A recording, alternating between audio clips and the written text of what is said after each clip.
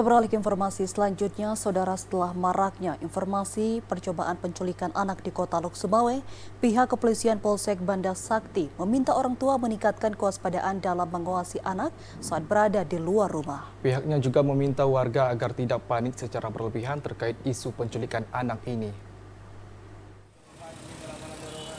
Setelah memperoleh adanya dua informasi percobaan penculikan anak pada 11 Februari 2023 lalu, pihak Polres Lok Sumawe melalui Polsek Banda Sakti meminta agar orang tua meningkatkan kewaspadaan untuk mengawasi anak saat berada di luar rumah.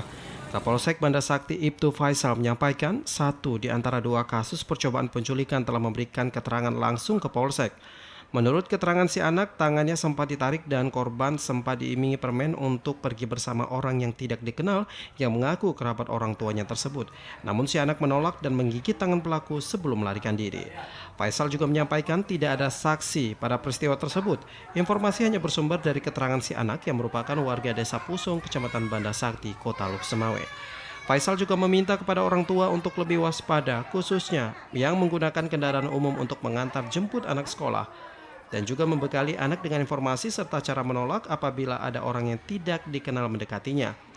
Pihaknya juga berharap kepada masyarakat agar tidak terjadi kepanikan berlebihan terkait isu ini.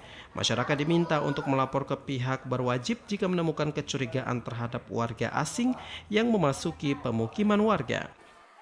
Dari SD 2 ada informasi juga percobaan penculikan. Habis itu dari SD 8 Pusung ada juga informasi bahkan yang diduga akan menjadi korban penculikan sama orang tuanya sudah ke Polsek, dampingi orang tuanya dan juga kepala desa.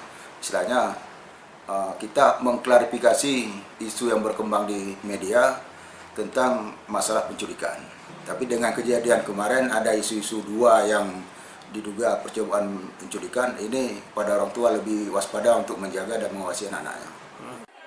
Selain itu, pihak kepolisian juga terus melakukan sosialisasi dan patroli guna mencegah terjadinya penculikan maupun mengantisipasi berita bohong yang menimbulkan kepanikan di kalangan masyarakat. Dari Lok Sumawe, Muhammad Ilyas, TVRI melaporkan.